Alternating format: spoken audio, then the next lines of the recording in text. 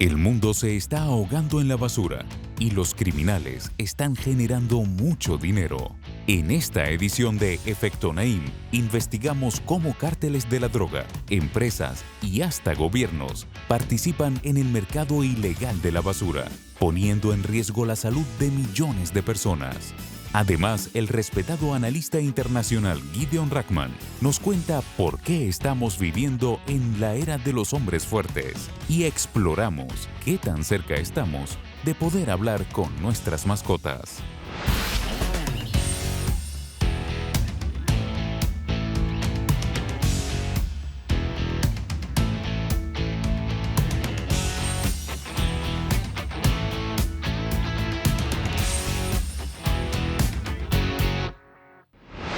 Bienvenidos, soy Moisés Naim desde Washington. Encantado de estar de nuevo con ustedes. Cada año el mundo genera más de 2.000 millones de toneladas de desperdicios sólidos. El Banco Mundial estima que para el año 2050 esa cifra aumentará en un 70%, es decir, llegará a ser a 3.400 millones de toneladas al año. Esos son números abrumadores y muy difíciles de entender. Pero no sería exagerado decir que el mundo se está ahogando en basura. Esto sin duda representa un enorme reto para la salud humana y para la salud del planeta entero. Sin embargo, algunos grupos criminales han encontrado en esta crisis una gran oportunidad. Es así que se ha generado un complejo mercado ilegal alrededor de la basura, que genera miles de millones de dólares ilícitos cada año. Este tipo de crimen organizado promueve la corrupción y por supuesto que socava el desarrollo y la estabilidad en las regiones más vulnerables del planeta, que se vuelven los basureros del mundo.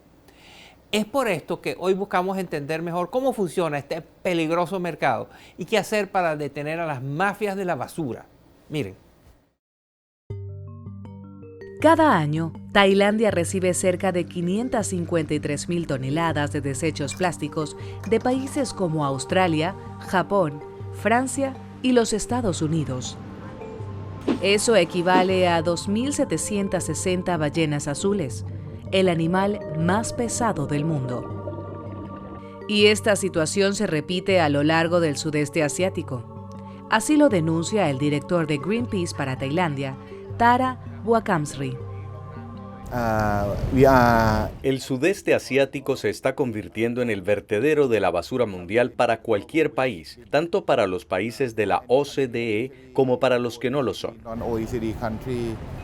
Países como Tailandia, Filipinas o Malasia importan residuos plásticos con el fin de reciclarlos y crear, por ejemplo, gránulos de plástico, una cotizada materia prima para todo tipo de productos. Pero con gran frecuencia, esto no es posible, pues los plásticos importados están mezclados con químicos corrosivos o limpiados de forma inadecuada. Hablamos al respecto con la investigadora Virginia Comolli, de la Iniciativa Global contra el Crimen Organizado Transnacional. El resultado es que esos residuos no pueden ser procesados y terminan siendo quemados o vertidos en los ríos, en el mar o enterrados en el suelo. Esas prácticas tienen tremendas implicaciones sanitarias y medioambientales para esos países. Deshacerse de los plásticos de manera segura y ecológica implica costos asociados a mano de obra o tecnología que algunos prefieren evadir, aun si eso implica fomentar crímenes como la corrupción. En ocasiones, las propias compañías que generan los desechos plásticos falsifican permisos con el fin de garantizar su comercio internacional, aunque estos no cumplan con las normas. Otras veces, las empresas que recogen y exportan los residuos sobornan a las autoridades aduaneras de los países receptores. El desecho ilegal de desperdicios ha adquirido una dimensión globalizada, pero es una práctica que durante años ha plagado diversos países y en la que participan el sector privado, los gobiernos y hasta los grupos de crimen organizado. Consideremos el caso de Nápoles, en Italia, donde desde los años 80, empresas han pagado a la mafia camorra para enterrar o quemar ilegalmente cerca de 10 millones de toneladas de basura, como asbesto y neumáticos. El doctor Luigi Costanzo nos habla de las repercusiones para los habitantes de la zona. No solo ha aumentado el número de tumores, sino también el número de alergias. También las deformaciones. Tengo 3 pacientes que han tenido que abortar, mujeres jóvenes. Los fetos estaban gravemente deformados. A los costos humanos y medioambientales se suman altos costos monetarios. Un estudio del ente intergubernamental, Grupo de Acción Financiera, publicado en 2021, encontró que las ganancias generadas por el tráfico ilegal de basura ascienden a los 12.000 millones de dólares anuales, similar a lo que genera el tráfico de personas. De hecho, grupos de crimen organizado infiltran el negocio legal de la recolección y desecho de desperdicios, ya sea para lavar el dinero proveniente de actividades ilegales como el narcotráfico o la venta de armas, o bien como medio para llevarlas a cabo. Hemos visto una serie de casos en los que grupos criminales organizados se involucran en el comercio de residuos para ocultar cargamentos de drogas dentro. Y así, no solo trafican basura, sino también narcóticos. Hubo un caso muy sonado en el que una red de delincuencia organizada traficó personas de Polonia al Reino Unido y les encontró trabajo en plantas de reciclaje en este último país. Por otro lado, el desecho de las nuevas tecnologías representa oportunidades para los criminales. A las afueras de Accra, la capital de Ghana, se encuentra Agbogbloshie, el mayor vertedero de basura electrónica del mundo. Allí llegan celulares y computadoras de países desarrollados con información personal que luego se utiliza para cometer cibercrímenes. Esto ha llevado a que Ghana tenga una de las tasas más altas de cibercrimen en el mundo. A pesar de la documentada relación entre la basura y la criminalidad, los sistemas judiciales siguen sin priorizar este ámbito.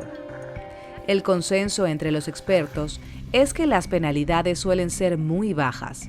Y así, mientras el tráfico ilegal de residuos siga siendo un delito de alta rentabilidad y bajo riesgo para los delincuentes, es poco probable que cambie la situación. Puede que el tráfico ilícito de la basura le genere a los criminales miles de millones de dólares cada año, pero sus consecuencias son infinitamente más costosas para la sociedad y para los gobiernos, para todos nosotros. Por eso es que es tan importante detenerlo y sobre todo entenderlo. Al regresar a la pausa, les cambio de tema y les traigo un respetado analista internacional que nos habla de la era del hombre fuerte, como él lo llama, de dictadores. Ya verá de qué se trata, no se vayan.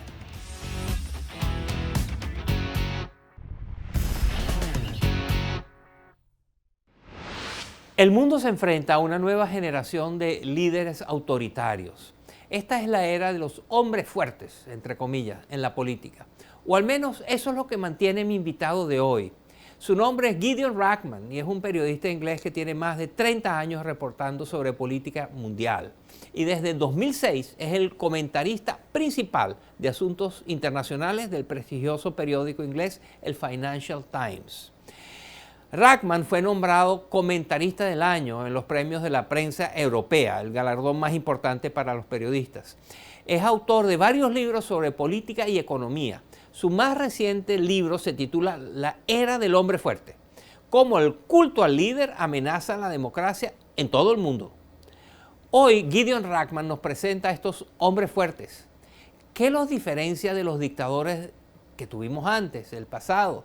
¿Quiénes son estas personas? ¿Qué tanto afectan la estabilidad global? ¿Y cuánto tiempo, hasta cuándo se aferrarán al poder? A continuación, Gideon Rachman responde a estas y otras muy urgentes preguntas. Miren.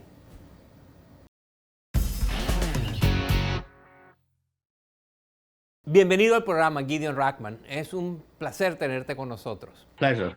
El título de tu más reciente libro es The Age of a Strongman. En español, la traducción directa sería La era del hombre fuerte, del dictador. Pero, ¿cómo defines tú strongman, hombre fuerte? ¿Qué caracteriza a ese hombre fuerte al que tú te refieres? Bueno, creo que el hombre fuerte es un tipo de líder político que eleva su personalidad por encima del sistema que lidera.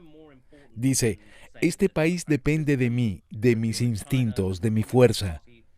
Y esto quiere decir que este tipo de líder puede surgir no solo en un país no democrático como China, sino también en los Estados Unidos. Donald Trump fue un ejemplo clásico del hombre fuerte que dice, yo solo puedo arreglar la situación. Tu libro implica que los dictadores y autócratas están viviendo ahora una época de apogeo, pero los dictadores siempre han sido parte de la condición humana. No hay nada nuevo en que haya autoritarios en el mundo. ¿En qué se diferencian los dictadores de ahora? Creo que lo que hay de nuevo es que este estilo de liderazgo está retornando después de un periodo breve en el que pensamos que ya no volvería. En los años 80 y 90 vimos la caída del comunismo, del muro de Berlín y de los regímenes militares de Argentina, Brasil y otros países de América Latina. Los grandes países parecieron acoger la democracia liberal. Y cuando en 1999 llegó al poder en Rusia Vladimir Putin, inicialmente la gente lo vio como una figura que no encajaba con los tiempos. Pero él estaba realmente marcando la pauta para el nuevo siglo, pues han surgido más y más líderes que imitan su estilo. Llegó Recep Tayyip Erdoğan a Turquía en 2003, Xi Jinping a China en 2012, Narendra Modi a India en 2014 y Donald Trump a Estados Unidos en 2016. También tenemos a Mohammed bin Salman en Arabia Saudita, a Jair Bolsonaro en Brasil, a Andrés Manuel López Obrador en México, y así sucesivamente. Obtenemos una ola de hombres fuertes en la política en todo el mundo. Históricamente, las democracias han sido menos propensas a ir a la guerra. Pero si estamos ante un panorama global en el que tenemos más autócratas, ¿eso quiere decir que nos dirigimos hacia un mundo en el que la guerra y los conflictos entre países serán más comunes? Es ciertamente posible. A los hombres fuertes les gusta amenazar con la guerra. Les gusta decir que el país está bajo asedio. Lo hemos visto con cada vez más frecuencia a lo largo de la carrera de Vladimir Putin, por ejemplo. Y de hecho, quizá no es coincidencia que Xi Jinping en China también esté siendo más agresivo en términos militares en el Mar del Sur de China, así como amenazando a Taiwán. Modi en la India ha comenzado a tomar más riesgos militares, por ejemplo, al bombardear a Pakistán. Yo espero que los líderes de las potencias del mundo mantengan su reticencia a arriesgar un conflicto a gran escala, ciertamente entre las potencias nucleares. ¿Es viable para los dictadores de hoy tener influencia global sin tener una economía muy fuerte, amplios recursos? ¿O son los factores económicos más determinantes que nunca para entender el poder de los autócratas? Creo que, ya sabes, en el largo plazo sí hace falta una economía exitosa. Y sí algo, el mal manejo económico es el talón de Aquiles de algunos de estos hombres fuertes. Pues una gran mayoría de ellos son mucho mejores cuando se trata de hacer gestos populistas y militares que cuando se trata del negocio difícil de manejar una economía. Como ejemplo, señalaría a Turquía. Para ser justos, Erdoğan ha tenido unos 20 años bastante buenos durante su mandato, pero ahora Turquía sufre de una inflación rampante y eso se debe en parte a que Erdoğan, como un buen hombre fuerte, piensa que él es quien más sabe. No quiere escuchar a los expertos que le aconsejan subir las tasas de interés y demás. Y así su economía comienza a deshacerse. En tu libro argumentas de manera muy elocuente, por cierto, que los dictadores y los autócratas están muy arraigados en sus países, se han atrincherado. Pero al mismo tiempo, tú dices que muchos de ellos son transitorios, que esos regímenes no pueden durar demasiado tiempo. Inclusive llegas a argumentar que el modelo de gobierno, el régimen político de China, durará 30 años más. Bueno, para ser honesto, Moisés, fui más cauteloso de lo que dices. Lo que argumento es que el modelo del hombre fuerte eventualmente fracasará en China, así como ha fracasado en otros lugares, ya sea en 30 años o más. Los hombres fuertes envejecen y mueren. Y cuando un sistema político se centra alrededor de una figura, eso crea un problema increíble de sucesión, lo cual genera caos político. Ningún individuo es tan sabio que él solo tiene todas las respuestas a los problemas de su país y su juicio no debe ser sometido a un sistema de controles y equilibrios. Los hombres fuertes también son muy propensos a la corrupción. No creo que este modelo de liderazgo durará para siempre porque eventualmente crea problemas que lo harán caer. Gideon Rachman es el autor de La Era del Hombre Fuerte, un fascinante libro que investiga una nueva generación de autócratas. Muchas gracias, Gideon, por estar con nosotros. Moises, thanks very much indeed for having me on. I really enjoyed it. Al regresar a la pausa les traigo una sorpresa. Vamos a investigar el curioso mundo de la neurociencia animal. Ya verá de lo que estoy hablando, le va a interesar mucho.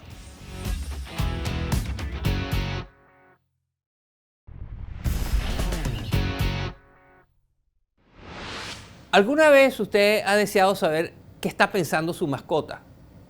¿O se ha preguntado qué pasaría si pudiese comunicarse con su mejor amigo o amiga de cuatro patas? Para la gran mayoría de las personas, esto podrían ser simplemente divertidos ejercicios de imaginación. Pero resulta que estas preguntas también se han vuelto motivo de interesantes, inesperados y muy controversiales estudios científicos. Desde neurocientíficos hasta ingenieros de inteligencia artificial están estudiando los cerebros, las capacidades mentales y los sentimientos de una diversidad de animales. ¿Y qué han encontrado? ¿Qué dicen los críticos? ¿Es realmente posible pensar en un mundo en el que podamos hablar con nuestros perros, por ejemplo? ¿O es pura exageración de publicidad y de relaciones públicas? A continuación, las respuestas. Esta es Bunny. Cuando quiere salir a dar un paseo, oprime un botón que reproduce una grabación de la palabra caminar. En su tablero de botones, Bunny tiene grabaciones de palabras tan diversas como te amo o ayuda. Así, pareciera que esta perrita ha aprendido a comunicarle a sus dueños sus necesidades y sentimientos. Bunny tiene millones de seguidores en la red social TikTok y es uno de 2.600 perros y 300 gatos que forman parte de un estudio llamado They Can Talk o Ellos Pueden Hablar. El objetivo es comprender si las mascotas pueden comunicarse con los humanos. Hablamos con Federico Rosano, director del Laboratorio de Cognición Comparada en la Universidad de California en San Diego y uno de los líderes de este proyecto. Para aquellas mascotas que han aprendido a usar varios botones, ya sea 20, 50 o 100, como Bunny, puedes ver su tendencia a combinar botones para comunicar significados más complejos. Entonces, no solo están respondiendo a una señal hecha por un humano, sino que son ellos los que a menudo deciden cuándo iniciar una comunicación, por ejemplo, para obtener comida, para alertar de algún ruido que oyeron o preguntar dónde está alguien particular. Estudios previos habían concluido que los gatos y perros domésticos tienen la capacidad de responder a vocalizaciones humanas como al llamado de sus nombres. Y un estudio del Centro de Cognición Canina de la Universidad de Yale demostró que un grupo de perros pudo interpretar gestos y expresiones que hacían los humanos para ayudarlos a detectar dónde estaban escondidas unas golosinas. Pero, ¿pueden las mascotas hablar con los humanos? Típicamente, los animales sujetos a estudios de comunicación entre especies son entrenados intensamente durante años por equipos de psicólogos y expertos en el comportamiento animal. Este no es el caso en el estudio Ellos Pueden Hablar, donde son los dueños los encargados del entrenamiento.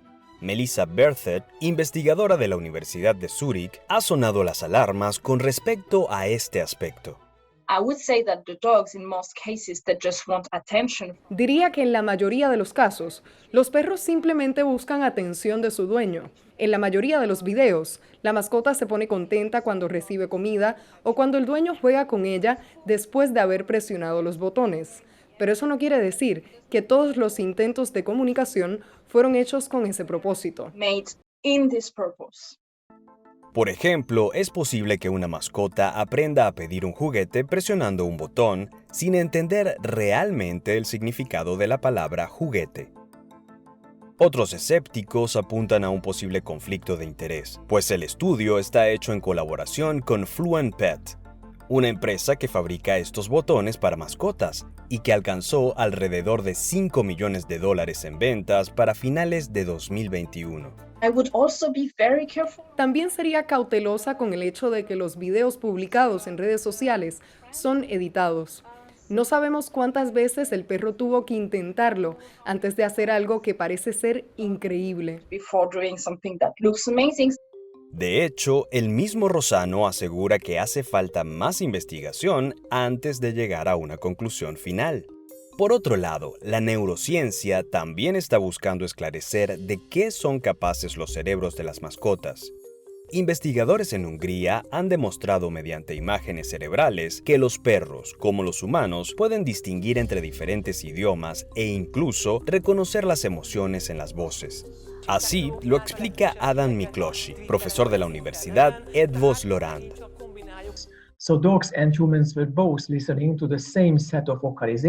Entonces, perros y humanos estaban escuchando las mismas vocalizaciones como risas, llantos y otros sonidos específicos.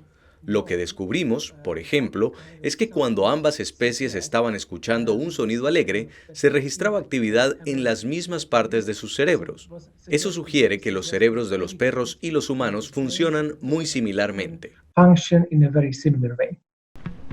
Otro grupo de científicos en Inglaterra está apoyándose de la inteligencia artificial para traducir las vocalizaciones y expresiones faciales de los animales a algo que podamos entender.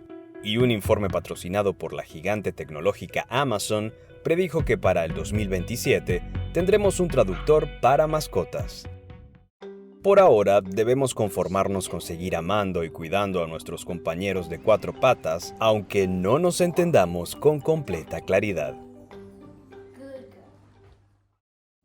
Sin duda, una rama de investigación muy novedosa, muy nueva y que está aún en pleno desarrollo.